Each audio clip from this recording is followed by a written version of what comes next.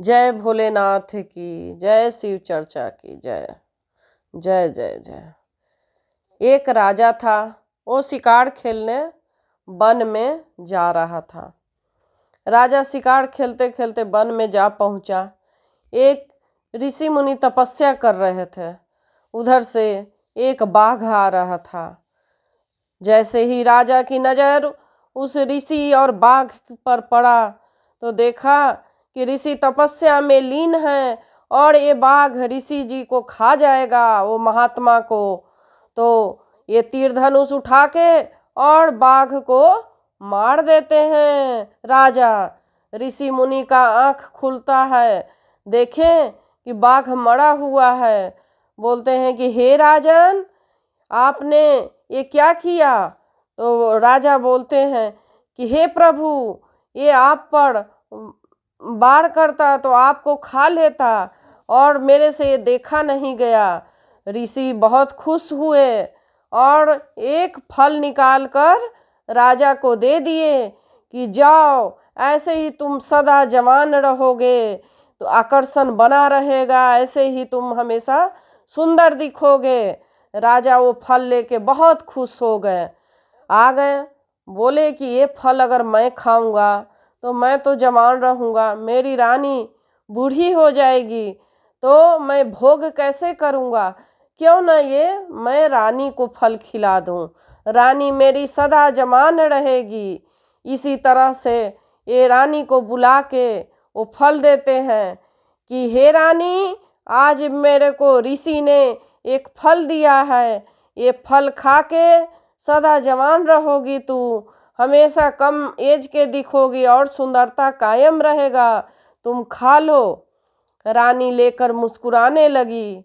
रानी फिर सोची कि अगर मैं खाऊंगी तो मैं तो जवान रहूंगी, और मेरा आशिक एक सिपाही जो था वो बहुत इसका प्रेमी था और उसी के द्वारा ये अपना शरीर वासना पूरी करती थी। तो बोली कि अगर मैं जवान रहूंगी तो मेरे को तृप्त कैसे करेगा, क्यों ना ये मैं अपना आशिक को खिला दूं, प्रेमी को खिला दूं। तो जब वो शाम में रात को प्रेमी आता है तो वो फल उसे देती है कि हे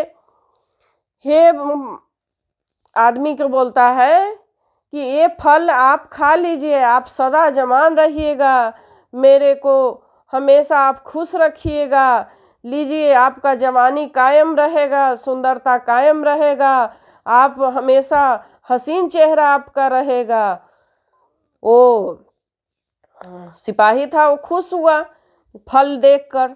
सिपाही सोचा कि मैं क्या करूं, मैं अगर जवान ही रहूं, और मेरा वो एक वेश्या पर मोहित था, तो वो वेश्या को याद किया कि क्यों ना मैं ये फल वेश्या के दे दूं, ताकि वेश्या खाएगी तो मैं सदा उसका भोग करते रहूँगा, मैं जवान रहकर क्या करूँगा, मैं वेश्या को दे देती हूँ। वो गया, आज वो बहुत खुश था। वेश्या आई, वेश्या के पास जाके कहता है, हे प्रिय, मैं तुमसे बहुत प्यार करता हूँ, आज मुझे एक अलग ही फल मिला है, जो मैं तुम्हें खिला दूंगा, तुम सदा जवान रहोगी, कभी बूढ़ी नहीं होगी और हमेशा मेरे को खुश रखोगी। मैं चाहता हूँ कि ये फल तुम खाओ, हमेशा जवान दिखोगी। ऐसा सोचकर सिपाही वेश्या को वो फल देता है। ये फल वेश्या के पास पहुँच गया। अब वेश्या सोचती है कि मैं तो पाप कर्म में लिप्त हूँ, मैं तो हमेशा पाप कर रही हूँ, लोगों के साथ गलत संबंध कर रही हूँ, मैं तो पापीन हूँ, जल्दी से शरीर मुक्त हो जाए, मैं ये सब फल खा के जवान क्यों रहूँगी, मेरे को ये सब नहीं चाहिए। वो शिव भगत थी, उसके दिल में ये आया, क्यों ना ये फल हम राजा को दे दें, ताकि राजा फल ये खाएगा तो जवान रहेगा, उससे प्रजा खुश रहेंगे, वो बहुत ईमानदार राजा है, सब प्रजा का भला करेगा। सुबह सुबह उठते ही राजा के पास वो फल लेकर आती है, बोलती है कि हे राजा, आप राज्य के मालिक, आप जैसा कोई ईमानदार नहीं है, आप कभी झूठ नहीं बोलते, कभी किसी से ईर्ष्या नहीं करते। आपके राज्य में हमेशा लोग प्रेम से रहते हैं। आप शिव भगत हैं। आप बहुत ही आदर्श वाले राजा हैं। आप प्रतापी हैं। आपका नाम शोहरत बहुत ऊंचा है।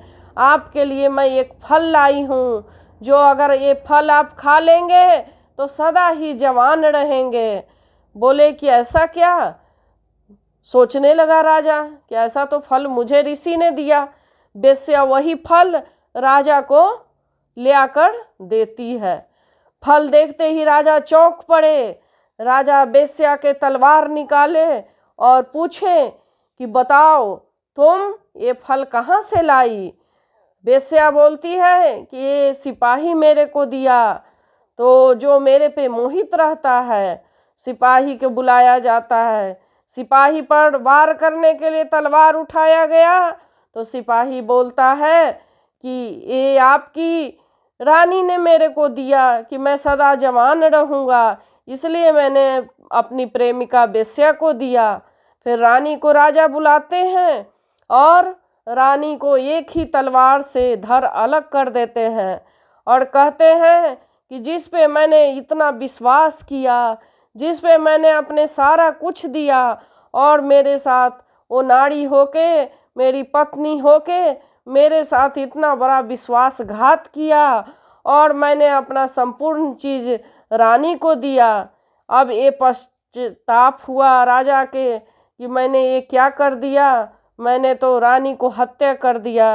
ये तो ऐसा भगवान का लीला ही होगा। मारने के बाद राजा के मन में ख्याल आता है तो कहते हैं कि तिरिया चरित्र दैवो न जाने। राजा बोलते हैं कि तिरिया चरित्र दैवो न जाने, और फिर मन में सोचने लगे कि मैंने तो अब बहुत बड़ा पाप कर दिया कि मैंने नारी का हत्या कर दिया।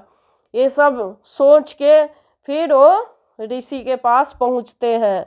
ऋषि के पास जाकर बोलते हैं कि ऐसे ऐसे फल आप लीजिए, इस फल को, ये फल के कारण मैंने अपनी पत्नी का हत्या कर दिया और ऐसे ऐसे हुआ। जो जो कहानी फल के साथ हुआ ऋषि को बताए। ऋषि बोले कि हे राजन, ना वो बाघ आपने मारा था और ना ये फल ऐसा है, ये सब शिव भगवान भोलेनाथ के मर्जी से ऐसा हुआ है कि आप भक्ति में आए। पिछले जन्म में आप बहुत बड़ा शिव भगत थे, इस जन्म में राजा हुए, इसलिए भगवान का ही चक्कर चलाया हुआ है कि आप फिर से शिव भक्ति में आ जाएं। ये सब भगवान की महिमा है, आपका कोई दोष नहीं है। और आप आइए और भगवान की भक्ति करिए, आपका समय आ चुका है भक्ति का। इसीलिए कहा गया है कि जब भगवान की इच्छा हो तो ऐसा माया रच देते हैं कि लोग अपने आप ही प्रभु के शरण में चला जाता है और दोष लांछन किसी और पे लग जाता है। ये किसी की भी लीला नहीं होती, ये प्रभु भोलेनाथ की लीला होती है कि जिस पे दया करते हैं, किसी विधान से अपने पास वो बुलाते हैं, अपने नाम जपवाते हैं, अपने कर्म करवाते हैं। यही प्रभु की लीला है, इसमें किसी का